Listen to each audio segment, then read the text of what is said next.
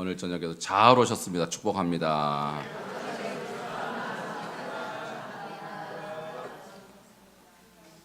네, 우리 저녁 예배는 매주마다 주제가 조금씩 다르죠. 오늘 마지막 주는 선교 예배로 드립니다.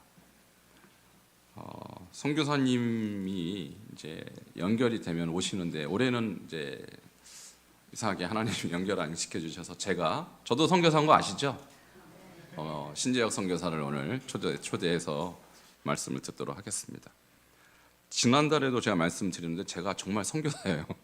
선교사였던 것이 아니라 지금도 한국의 GP 선교회 글로벌 파트너스라는 선교단체에 저는 선교사로 등록이 돼 있고 선교 항목은 이주민 선교, 국내 이주민들이 지금 250만 명 정도 돼 있습니다. 그러니까 한국 인구의 5% 정도 됐는데 5%가 넘으면요 글로벌 컨트리라고 해요. 그러니까 다민족 국가라고 합니다.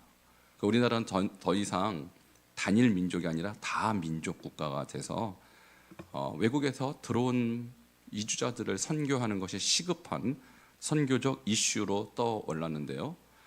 본의 아니게 제가 한국에 있기 때문에 그 사역을 아직 본격적으로 시작은 못했습니다만 앞으로 우리 교회가 할 일이라고 여러분 믿으시기 바랍니다. 지금 아직 시동이 덜 걸렸을 뿐이지 여러분 마음에 준비하셔야 돼요. 우리 교회는 뭐 하는 교회예요? 앞으로 어떤 선교요? 그렇죠, 이주민 선교. 물론 해외 선교도 지금 열심히 여러분 돕고 계시지만은 앞으로 선교의 중요한 방향은 이주민 선교. 제가 우리 교회 와서 깜짝 놀란 것이 캄보디아에서 이주해 오신 분이 우리 교회 집사라고 그래서 제가 깜짝 놀랐습니다. 그리고 중국에서 오신 분이 우리 교회 집사고, 지금 또 페루에서 오신 성도님이 계시고, 또 최근에는 우즈베키스탄에서 오신 성도님이 오셨어요. 여러분 우연일까요? 네, 아닙니다. 하나님께서 우리 교회에 이주민 선교를 맡기신 줄 믿으시기 바랍니다. 그러니까 여러분 생각도 안 했던 영역인데 하나님은 이미 시작하셨어요. 그리고 저는 그쪽 선교에 경험이 있기 때문에 제가 정말 하고 싶은 사역이에요. 여러분이 아직 이제 본격적으로 그 사역을 우리가 시작하지 않았을 뿐이지 앞으로 마음에 준비하시기 바랍니다. 자, 따라하세요. 우리 교회는 선교하는 교회. 특히 이주민 선교를 앞으로 본격적으로 할 것이다. 마음에 여러분 미리 아셔야 됩니다. 지난달에는 제가 불교권 선교에 대해서 말씀드렸고요. 우리 교회에서 불교권 선교하시는 선교사님들 소개하고 함께 기도했습니다. 오늘은 카톨릭권 선교입니다. 천주교를 믿는 지역의 선교사님들에 대해서 오늘 소개하고, 또 천주교가 우리 주변에도 많이 있어요. 우리가 어떻게 그분들을 전도할 것인가 함께 연구하는 시간을 갖도록 하겠습니다. 먼저 세계 종교 비율을 보면요, 자, 이슬람, 빨간색이 이슬람인데 제일 많아요. 이슬람이 22.9%, 20.9인가요? 92. 잘 안 보이는데, 그리고 천주교가요 무려 15.1%, 우리 개신교가 11.39%. 그러니까 같이 기독교를 묶으면, 카톨릭과 기독교를 묶으면 이슬람보다 많지만 실제로 기독교와 카톨릭을 나눈다면 카톨릭이 훨씬 많습니다. 전 세계 인구의 비율에서. 그러니까 우리가 카톨릭이 별로 없구나, 이렇게. 한국은 조금 적죠, 기독교보다. 그러나 전 세계로 보면 카톨릭이 약 4% 이상 많습니다. 자, 그러면 카톨릭 국가들을 한번 보도록 하겠습니다. 전 세계에 흩어져 있는 카톨릭 국가들은 저기 이렇게 보이시죠? 가장 많은 곳이 남미예요. 남미에 약 4억 8,300만 정도 있죠. 거의 5억 가까운 인구가 카톨릭입니다. 그리고 유럽이 약 2억 7천만 정도 있고요. 그다음에 아프리카, 또 아시아 할 것 없이 많이 있는데, 제가 동그라미 저기 빨간 게 여기는 쳐져 있는데 저기 없네요. 우리 필리핀에 여기 보면 7,300만 정도 이렇게 돼 있죠. 저게 좀 오래된 통계인데 지금으로 따지면 약 한 8천만 명 정도가 필리핀의 카톨릭 인구입니다. 그러니까 엄청나게 많은 인구가 필리핀에만 해도 살고 있다는 것이죠. 그러니까 우리 교단에서, 우리 교회에서 섬기고 있는, 후원하고 있는 선교사님들의 나라, 주로 필리핀에 집중되어 있습니다. 자, 먼저 정윤관 선교사님 보면요, 저기 빨갛게 되어 있는 게 맨 위가 바교, 그다음에 중간에 마닐라라고 있죠. 그 마닐라 부근의 까비떼라는 도시에 사역하고 있습니다. 네, 우리 정윤관 선교사님이 살고 있는 저 나라 인구가 한 1억 되고요. 그다음에 카톨릭이 80%, 그러니까 8천만 명 정도 되겠죠. 개신교가 9%, 이슬람이 6% 정도 됩니다. 자, 우리 정윤관 선교사님 사역하는 현장의 사진을 보여드리겠습니다. 지난 여름에 우리 교회에서 방문했습니다. 저기 뭐 안 얼굴이 좀 나오시나요? 잘 안 보이는군요. 예, 저기 보면요, 여기 앉아 계신 분 몇 분 계십니다. 예, 여기 우리 지난번에 우리 단기 선교팀 방문했을 때 그때 찍은 사진인데, 굿트리 국제학교라는 학교에서 사역을 하고 계십니다. 한 460명 정도 학생들이 있는데 아이들이 얼마나 인사를 잘하는지 한국말로 인사합니다. 물론 필리핀 현지 아이들이죠. 그리고 매일 성경을 암송시키고 참 신앙교육을 잘 시키는 좋은 학교입니다. 자, 이 학교를 설립하셔서 지금 운영하고 계세요. 자, 학교뿐만 아니라 굿트리 교회도 사역하고 계세요. 자, 다음 장면. 저기 학교 강당인데 평소 때는 학생들이 저기서 뭐 운동도 하고 춤도 추고 그러는데 주일날은 저렇게 예배를 드려요. 필리핀은 에어컨이 없더라고요. 다 그냥 에어컨 없이 예배를 드리더라고요. 저렇게 실외에서 예배를 드립니다. 굿트리 교회.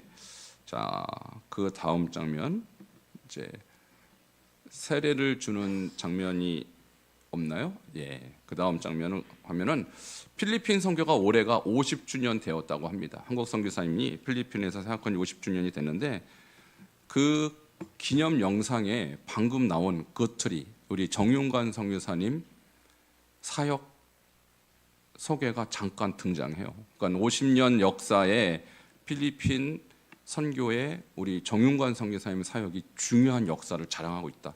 거기 공식적으로 이렇게 인정이 되는데, 그 장면 한번 잠깐 보도록 하겠습니다. 예, 올해가 50년 기념이 된다고 합니다.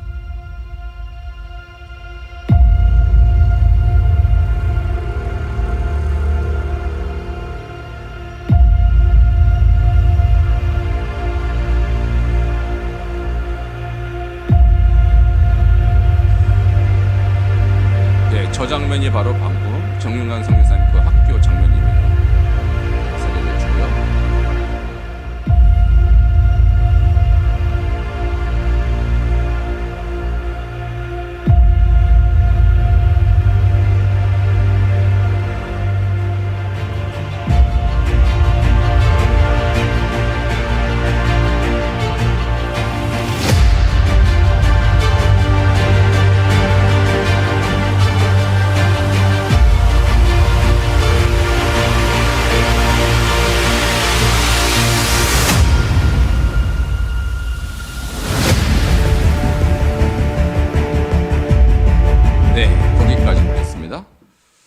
그래서 이제 올해 5월 또 10월, 11월 이렇게 몇 개월에 걸쳐서 50주년을 기념하는 행사를 하는데, 저 행사에 우리 정윤관 선교사님이 필리핀 전체 선교사 협회의 현재 부회장으로 일을 하고 계세요. 그래서 정말 우리 교회에서 후원하는 이 선교사님이 이렇게 큰일 하고 계시다라는 사실 여러분이 꼭 기억해 주시기 바라고요.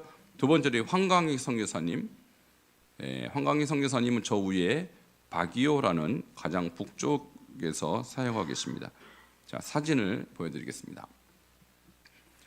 저 사진 역시 지난 우리 여름에 우리 교단에서 했던 선교 행사에서 찍은 사진입니다. 저 교회가 우리 황강희 선교사님이 세운 교회인데 두 교회를 세우셨어요. 그때 이제 가보신 분은 알겠지만 도대체 길이 없는 곳에 세웠어요. 길이 없는 곳에 정말 깎아지는 절벽을 깎아서 만든 교회입니다. 근데 하나님께서 이 교회 축복해 주셔서 나중에 또 길이 생겨서 지금은 좀 편안하게 내려갈 수 있는 이제 그런 교회가 됐고요. 그 다음 장면, 우리 황광희 선교사 얼굴 아시죠? 예, 저 마이크 들고 계신 분, 황광희 선교사님. 그 옆에 계신 분이 우리 감독님이시죠? 예, 우리 원 감독님. 그리고 그 앞에 얼굴 한 반쪽만 나오고 계신 분, 저분이 그 황광희 선교사님이 훈련시켜서 목사로 안수 받은 분입니다. 그날.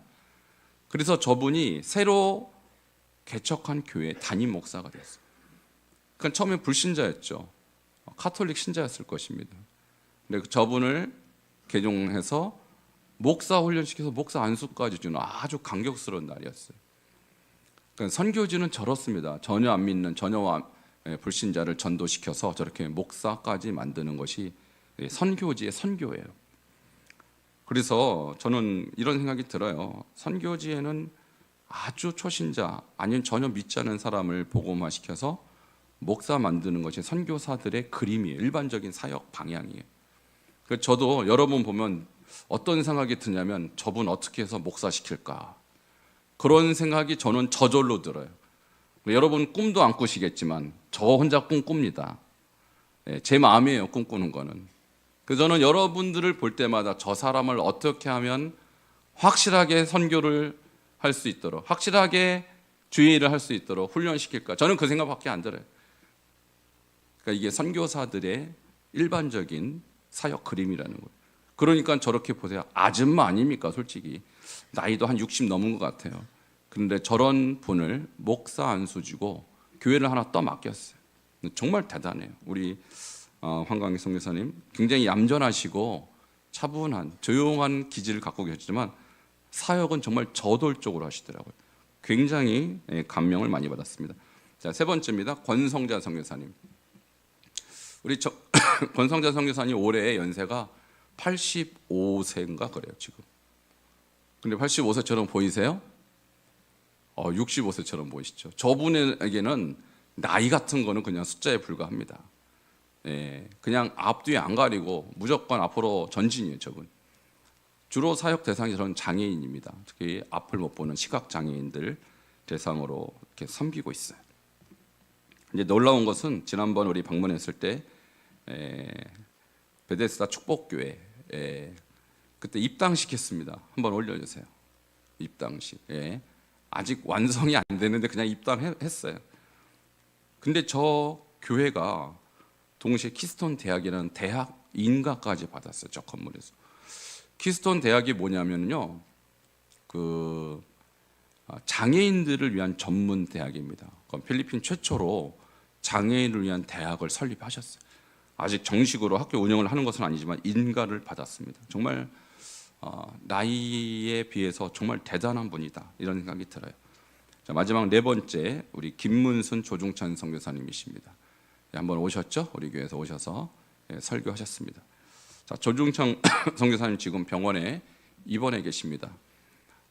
근육이 이렇게 뼈처럼 굳는 그런 병이에요. 그러니까 아직도 전신 마비가 풀리지 않아서 저렇게 누워 계셔요. 계속 기도해 주셔서 빨리 회복할 수 있도록 여러분 기도 많이 해주시기 바랍니다. 그 김문순 선교사님이 사역하는 교회가요, 저렇게 돼 있죠. 라구나 함께하는 교회라는 교회입니다. 네 군데 교회 중에서 가장 작아요. 그리고 가장 열악합니다. 저도 저기 가서 그날 제가 설교했는데 참 눈물 나왔습니다. 정말 어린아이들 몇 명, 또 어른들 몇 명 가르치는데요, 너무 열악한 환경이지만 정말 이 김문순 선교사님, 저분도 돌격 앞으로요. 앞뒤 좌우 가리지 않습니다. 주어진 상황에 최선을 다하는 모습에 큰 감명을 받았어요. 우리 교회에서 후원하는 선교사님들 사역이 앞으로 더 열매 맺도록 많은 기도해 주시기 바랍니다. 자, 이제는 카톨릭은 어떤 종교인가에 대해서 말씀드리려고 합니다. 지난달에 불교는 어떤 종교인가 기억나십니까? 자, 불교는 가장 중요한 거 한 가지만 기억하시면 돼요. 무신론적 종교입니다. 신을 인정하지 않아요. 자, 왜 그러냐면 석가모니는 일종의 사회 개혁을 추구했던 사람이에요. 그래서 그 당시 있었던 이 힌두교의 교리가 사람들을 억압하는 교리라고 생각했던 거예요. 그래서 종교를 무시해야만 사회 개혁이 일어날 수 있었던 거예요. 그래서 그는 무신론적인 종교였어요. 그래서 불교 믿는 분들이 꼭 뭐라고 말하냐면 이렇게 얘기해야 돼요. 석가모니는 무신론자입니다. 이렇게 하면 충격을 받습니다. 자, 오늘 이 카톨릭은 어떤 종교인가? 세 가지 정도로 말씀드리면, 첫 번째, 카톨릭은 따라하시기 바랍니다. 율법주의적 종교. 자, 카톨릭과 우리가 비슷한 것 같지만 우리는 예수를 믿음으로 구원받고, 카톨릭은 율법을 준행함으로 구원받는다, 이렇게 보시면 돼요. 근데 그 율법이 정확하게 뭐냐? 칠성사입니다. 자, 천주교는요, 예수 그리스도를 믿는 것 외에도 칠성사를 지켜야 구원에 이른다고 믿는 율법주의적 종교예요. 자, 우리 개신교는 2개밖에 성사가 없어요. 성례가 뭐뭐 있죠? 우리는 세례하고 성찬 2가지밖에 없죠. 그래서 예수를 믿는 자의 2가지 의식은 세례와 성찬뿐이에요. 근데 카톨릭은 7개나 있어요. 그리고 7개를 다 지켜야 구원을 받는다고 가르칩니다. 그 7가지가 뭔지 한번 보여드릴게요. 첫 번째, 세례 성사. 우리랑 똑같아요. 세례. 근데 특별히 유아 세례를 중요하게 생각합니다. 두 번째는 견진성사. 견진성사란 뭐냐면 우리 개신교는 견진성사란 말이 없고, 우리는 이제 어릴 때 세례를 받은 사람들은 입교식을 하죠. 그러니까 입교와 똑같은 것입니다. 그다음에 성체성사는 뭐냐면 성찬식을 하는 거예요. 성찬식. 네 번째, 고해성사. 들어보셨죠? 우리로 따지면 회개기도. 근데 우리는 누구한테 회개기도 합니까? 그렇죠. 즉시 하나님 앞에 회개하면 용서받죠. 그러나 카톨릭은 신부에게 해야 돼요. 신부에게. 그러면 우리는 죄를 지을 때마다 회개하는 게 맞죠. 그죠? 근데 카톨릭은 고해성사 1년에 몇 번 할까요?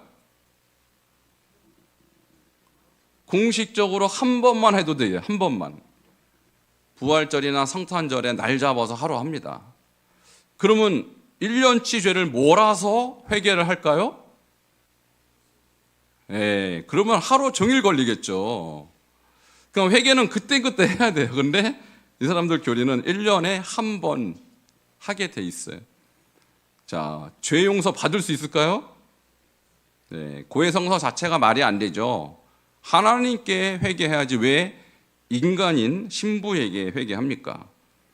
자, 그다음에 병자성사란 뭐냐면 한마디로 우리 신방이에요. 병문안 가는 겁니다. 그래서 카톨릭 신부가 병문안 해오면 병도 고치고 죄도 용서받는다, 이렇게 생각해요. 근데 혼인성사는 결혼식입니다. 그다음에 신품성사는 신부에게만 해당돼요. 그러니까 목사 안수식과 같은 거예요. 자, 이런 것들이 그들의 구원의 교리예요. 이것을 해야만 구원을 받는다, 이렇게 가르쳐요. 자, 바티칸 공회의라는 게 있었어요. 그것은 뭐냐면 이 카톨릭의 일종의 공식 회의입니다. 그래서 2차 바티칸 공회의가 1962년부터 65년 사이에 열렸는데 이렇게 말했어요. 칠성사는 은혜의 효과적인 표지일 뿐만 아니라 구원의 수단이다. 그러니까 카톨릭의 7가지 성사를 지키는 것이 구원받는 길이다, 이렇게 가르치는 거예요. 자, 사실일까요? 아닐까요? 아닙니다. 구원 어떻게 받습니까? 예수를 믿음으로 받는 것입니다. 여러분, 이것이 기독교와 카톨릭의 엄연한 차이예요. 두 번째, 자, 우리 로마서 3장 28절, 성경은 어떻게 구원을 허락하는지 한번 보도록 하겠습니다. 시작. 그러므로 사람이 의롭다 하심을 얻는 것은 율법의 행위에 있지 아니하고 믿음으로 되는 줄 우리가 인정하노라. 아멘. 율법의 행위는 곧 카톨릭의 칠성사를 말하는 것입니다. 자, 성경 당시에는 할례를 행한다든지 또 안식일을 준수한다든지 이런 것이 율법의 행위였다면 카톨릭에게서는 칠성사를 지켜야만 구원을 받는다라는 거예요. 성경은 뭐라고 말합니까? 믿음으로 구원받는 것입니다. 여러분, 진실하게 예수 믿으면 이런 행위로 구원받는 것이 아니라 진실한 믿음으로 구원받는 것입니다. 오늘 옆에 분에게 한번 가르쳐 주세요. 예수님을 진실하게 믿으면 구원받습니다. 여러분 한번 여쭤볼게요. 세례 받으면 구원받습니까? 그럼 성찬 떡 받고 포도주를 받으면 구원받습니까? 우린 그거 왜 하는 거예요? 예, 성찬식은 예수를 기념하는 것이고 세례는 왜 받아요? 고백이에요. 고백. 내가 예수 믿는다는 공개 고백이에요. 그거 한다고 구원을 받는 게 아니라는 거예요. 그러면 성찬을 받는 것이 구원의 길이라면 성찬 매일 받게요. 만약 세례가 구원의 조건이라면 매일 세례 받게요. 그런 것은 구원의 조건이 될 수 없습니다. 진실하게 예수 믿는 자만 구원 받습니다. 자, 이것이 그들과 우리의 구원론의 차이예요. 이것을 여러분이 아셔야 돼요. 자, 두 번째, 가톨릭은 어떤 종교냐? 우상의 종교예요. 아까 첫 번째 무슨 종교였다고 그랬어요? 율법의 종교. 이번에는 우상의 종교. 자, 첫 번째 근거가 뭐냐면 교황무호설이에요. 1차 바티칸 회의 때 이런 얘기를 했습니다. 교황은 복된 베드로 안에서 약속하신 하나님 때문에 무류하며, 무류가 오류가 없다 그런 뜻이에요. 결과적으로 로마 교황이 내린 정의들은 변경할 수 없다. 여러분, 교황이 인간인데 죄가 없겠습니까?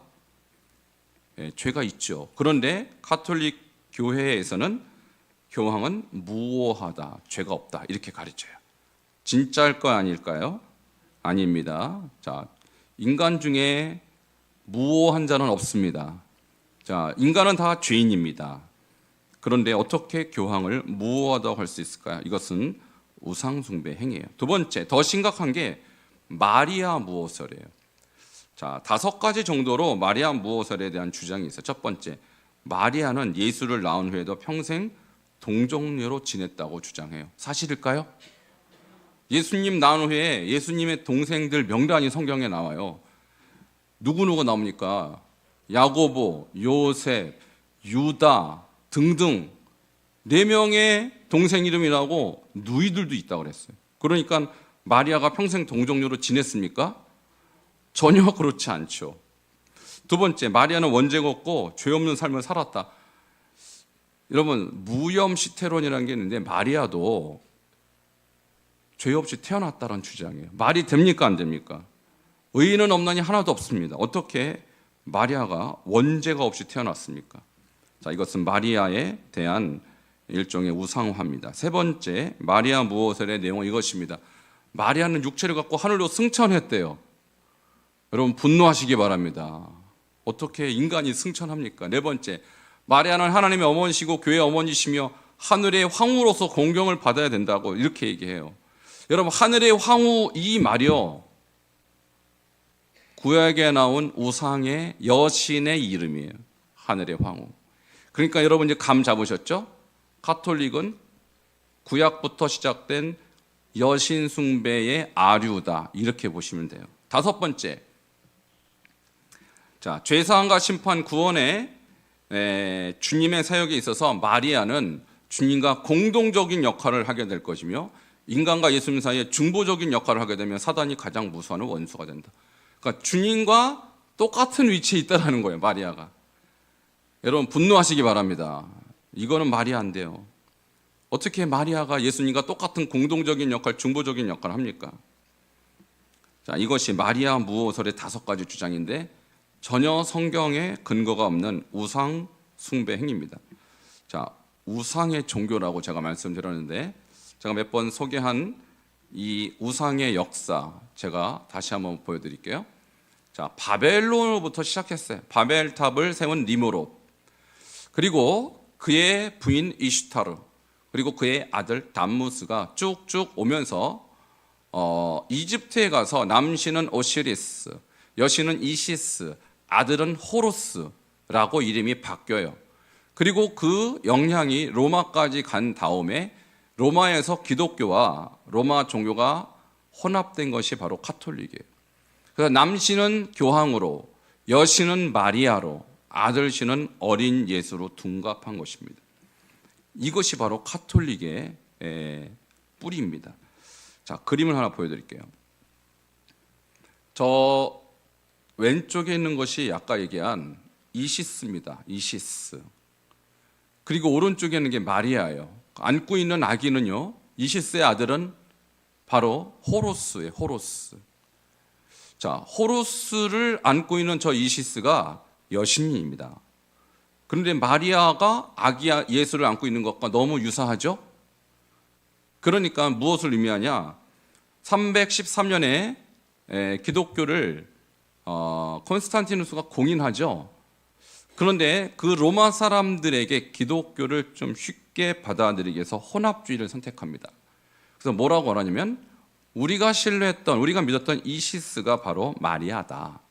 그러니까 당신들이 원래 믿었던 그냥 믿고 저 호루스가 바로 아기 예수다. 당신들이 믿었던 거 그대로 믿어라 하고 교회만 와라. 이것이 가톨릭이에요. 완전 혼합주의죠. 이것을 가톨릭 신자들은 한 번도 들어본 적이 없습니다. 왜? 아무도 그렇게 얘기하지 않으니까. 근데 저는 이것을 오래전부터 연구했고 가톨릭과 기독교가 그래서 전혀 다르다. 여러분에게 지금 다시 한번 말씀드리는 거예요. 자, 그 다음 장면을 보시면요. 교황이 저 마리아 숭배를 하는 장면입니다. 교황뿐입니까? 모든 가톨릭의 사제들이 지금 마리아 앞에서 절하는 것이죠. 마리아를 누구로 여기는 거예요? 신으로 여기는 것입니다. 자, 이것이 가톨릭과 우리의 차이예요. 세 번째, 가톨릭은 어떤 종교냐? 구원의 확신이 없는 종교예요. 자, 첫 번째 가톨릭 무슨 종교예요? 율법주의적 종교. 두 번째는 우상의 종교. 세 번째는 구원의 확신이 없는 종교예요. 왜 구원의 확신이 없느냐? 가톨릭은 성령을 통한 거듭남의 체험이 없습니다. 그러니까 구원의 확신도 없죠. 왜 거듭남이 없냐면 말씀드렸잖아요. 칠성사를 지켜야 구원받는다고 가르치는데 무슨 성령의 역사가 필요하겠어요.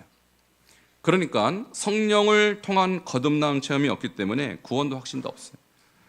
제가 이것은 제가 여러 번 물어봤어요. 지난번에 우리 칼갈이 전도하면서 이렇게 칼갈로 오시는 할머니들 많이 계시더라고요.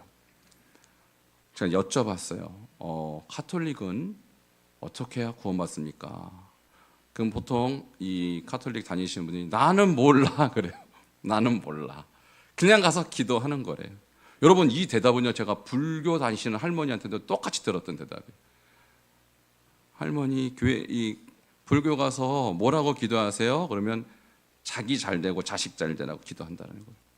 그거 말고요 뭐 특별한 거 어떻게 해야 구원받아요? 나는 몰라. 구원 얘기는 거의 몰라요. 여러분 그래서 그분들에겐 구원의 확신이 없어요. 그러나 저는 예수 믿으면 지금 죽어도 구원 받는다고 확신합니다. 여러분 확신이 있습니까? 성경은 우리에게 확신을 주는 책이에요. 요한일서 5장 11절 12절 우리 오확신 하시는 분들 기억나십니까? 같이 한번 읊어볼까요? 또 증거는 이것이니 하나님이 우리에게 영생을 주신 것과 이 생명이 그의 아들 안에 있는 그것이니라.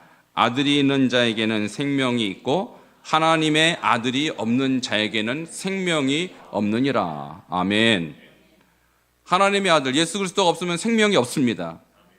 이 생명은 육체 생명이 아니라 영적 생명이에요. 그러므로 성령을 통한 구원이 없는 구원의 확신이 없는 종교라는 거예요. 자, 그러면 이제 우리 가톨릭을 이 필리핀에 있는 선교사님으로서 기도도 할 뿐만 아니라 우리도 전도해야겠죠. 자, 가톨릭 신자에게 어떻게 전도할까요? 자, 첫 번째 공통점을 먼저 찾아야 돼요. 처음부터 막 여러분 우상의 종교다 막 율법주의 종교 이렇게 말하면 기분 좋아서 들어줄까요? 안 들어줍니다. 전도가 목적이라면 절대로 그거부터 얘기하면 안 돼요. 그럼 뭐부터 얘기하냐? 공통점부터 찾습니다. 자, 무슨 공통점이 있을까요? 우리도 하나님 믿고 예수님 믿는다. 똑같죠? 자, 같이 한번 읽겠습니다. 시작. 너무 반갑습니다. 저는 기독교를 믿습니다. 천주교나 기독교 모두가 같은 하나님과 예수님을 믿으니 우리는 사실 형제이지요. 여러분, 가톨릭만 형제입니까? 이슬람도 형제예요, 저는. 이슬람은 누구의 후손이에요? 이스마엘. 이스마엘은 누구의 형제예요? 이삭의 형제잖아요. 그죠? 아브라함의 아들. 그러니까 형제예요, 아니에요? 형제 맞아요. 카톨릭도 우리 형제 맞습니다. 그죠? 자, 그러니까 너무 반갑습니다. 우리는 같은 예수 믿고 하나님 믿으니 형제이지요. 자, 이 정도면 대화가 풀어지겠죠? 자, 둘씩 짝짓고 두 분씩. 자, 반갑습니다. 저는 기독교를 믿습니다. 우리 모두 하나님과 예수님 믿으니 우리는 형제이지요.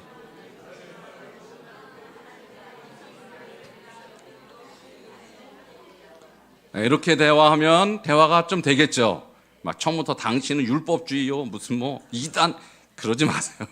목적은 전도니까, 그죠? 대화를 풀어 나가야 됩니다. 두 번째, 공통점을 찾았으면 차이점도 찾아야 돼요. 자, 저는 천주과 기독교는 구원의 길이 다르다고 생각합니다. 구원의 길이 다르잖아요, 그죠? 자, 혹시 선생님은 성령 체험을 통한 거듭남의 확신이 있습니까? 여러분, 이게 가장 카톨릭에서 취약점이에요. 성령 체험? 모르겠는데요. 거듭남의 확신? 그게 뭐예요? 그런 거 없어요. 자, 한번 옆에 분에게 질문하세요. 선생님은 성령 체험을 통한 거듭남의 확신이 있습니까?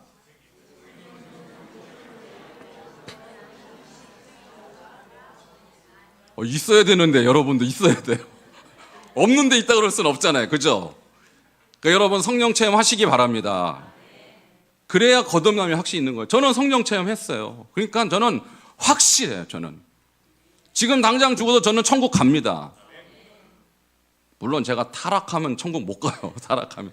근데 이대로 쭉 주님 섬기면 전 천국 갈 자신이 있습니다. 여러분 자신 있어야 돼요. 옆에 분에게 거듭남의 확신이 있습니까? 아멘. 여기 주저하시면 안 되죠. 기독교의 최고의 장점은 거듭남의 확신이에요. 그러니까 이거는 불교에도 없어요. 이슬람에도, 제가 이슬람 20년 선교했습니다. 이슬람에도 없어요. 무슨 확신이 있습니까, 사람? 죽어봐야 안 돼요. 죽어봐야 다. 여러분 죽어봐야 알아요? 지금 확실히 알아요? 지금 확실히 아는 게 이게 진리의 종교입니다. 자, 이 질문을 하면요 대부분 뭔 소리인지 못 알아들어요. 거듭남? 그게 뭐야? 마치 니고데모가 어떻게 거듭나요? 여러분 그 다음 얘기가 중요하죠. 천주교는 칠성사를 지킴으로 구원에 이른다고 믿지만 기독교는 성령을 통해 인격적으로 예수님을 영접함으로 구원에 이른다고 믿습니다. 여러분 카톨릭에서 칠성사 믿어야 구원받는다라고 그들이 가르치진 않아요. 근데 교리 자체가 그렇다고요. 이건 바티칸 공회에서 공식적으로 발표한 얘기예요. 근데 신부들이 그렇게 얘기하느냐? 그렇지는 않아요. 근데 강조하죠. 칠성사 꼭 지켜라. 그러니까 이 부분에서 여러분이 정확하게 제시를 해야 돼요. 당신들은 칠성사, 우리는 예수님을 인격적으로 영접함으로. 그 차이죠. 자, 두 분씩 다시 이거 하겠습니다. 천주교는 칠성상을 지킴으로 구원에 이른다고 믿지만 기독교는 예수님을 인격적으로 영접함으로 구원에 이릅니다.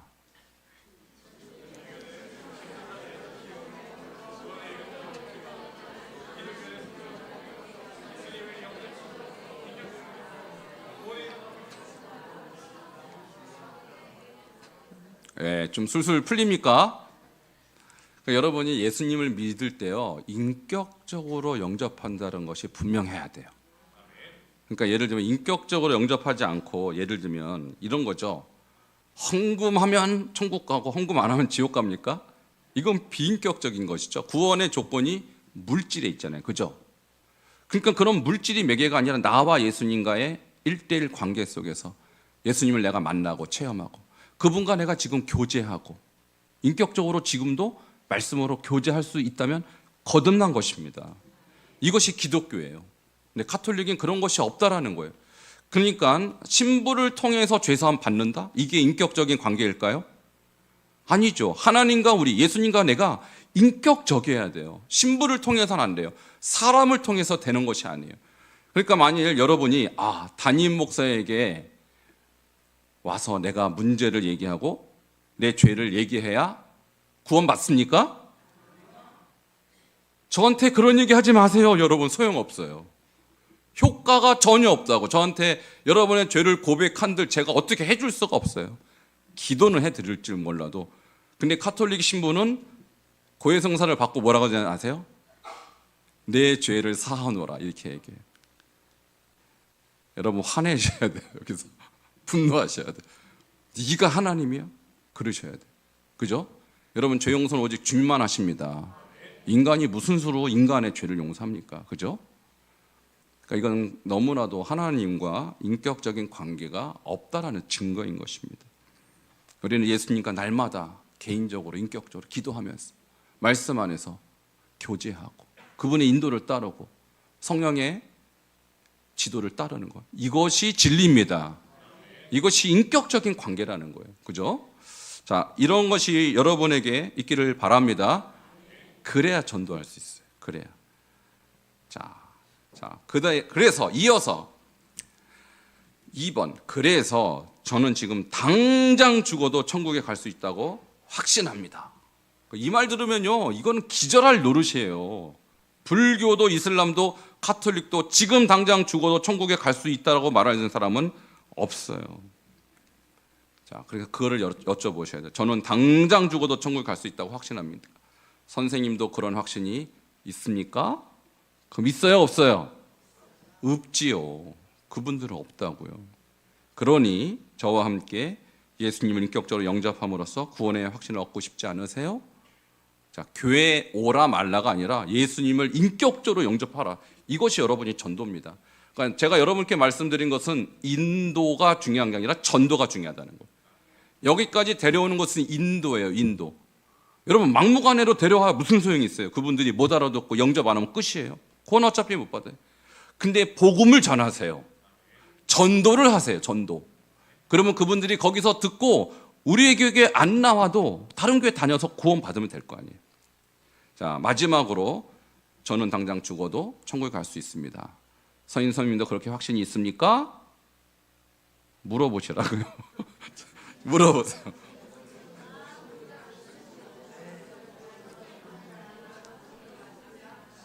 자, 있습니까? 그러면 없지요. 없지요. 그럼 어떻게 해야 돼요?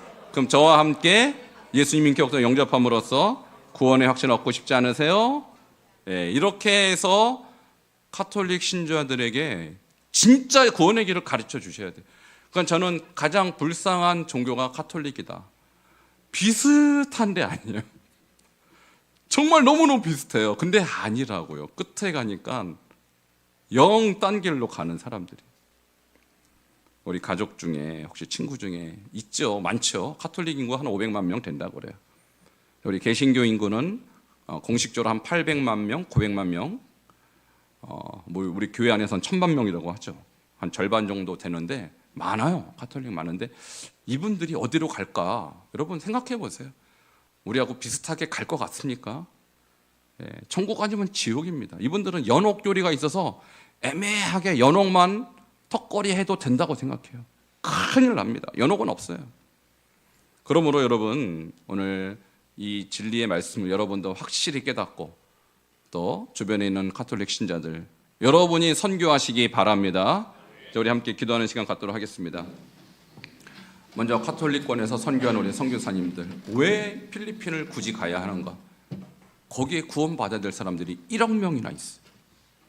우리 교회에서 후원하는 4분의 선교사님들 사역 가운데 승리케 하시고, 특별히 우리 조중찬 선교사님 빨리 회복되어서 사역지로 귀임할 수 있도록 여러분 기도해 주시고, 우리 주변에 있는 우리 카톨릭 신자들, 그분들 구원 없습니다. 우리가 그분들에서 전도해야 됩니다. 우리도 가톨릭 신자들에게 복음 전하는 선교 사명 감당할 수 있도록 우리 주여 한번 부르짖고 함께 선교사님과 선교를 위해서 함께 기도하겠습니다. 주여,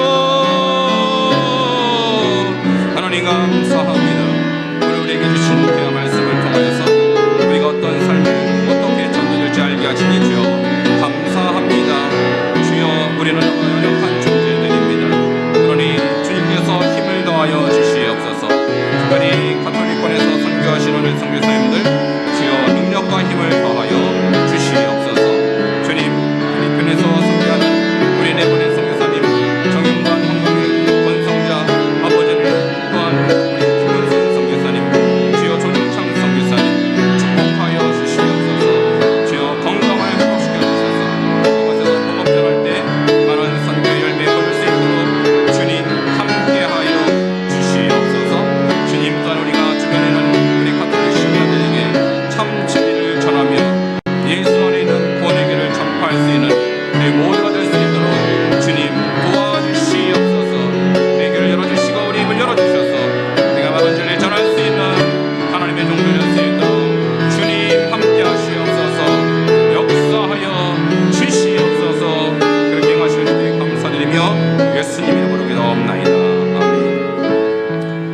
감사합니다. 오늘 특별히 가톨릭권에서 선교하는 선교사님 위해서 함께 중보하였습니다. 주여, 우리 필리핀에 선교사하고 계시는 네브린 선교사님 주님 손에 올려드리오니 주여 축복하여 주시옵소서. 건강 더하여 주시옵소서. 교회가 더 부흥케 하시고 더 많은 교회들을 세울 수 있도록 주님 축복하여 주시옵소서. 우리 조중찬 선교사님 속교회 회복되어서 선교지로 귀임할 수 있도록 주여 기적을 베풀어 주시옵소서. 또한 우리도 주변에 있는 많은 가톨릭 신자들에게 그저 그들과 평화로운 관계로 끝날 것이 아니라 그들이 없는 성령의 역사, 그들이 없는 구원의 확신 우리가 전함으로 그들 다 구원받는 역사 일어날 수 있도록 우리를 선교사로 사용하여 주시옵소서. 예수 그리스도 이름으로 기도하옵나이다. 아멘. 495장 찬양 드리겠습니다.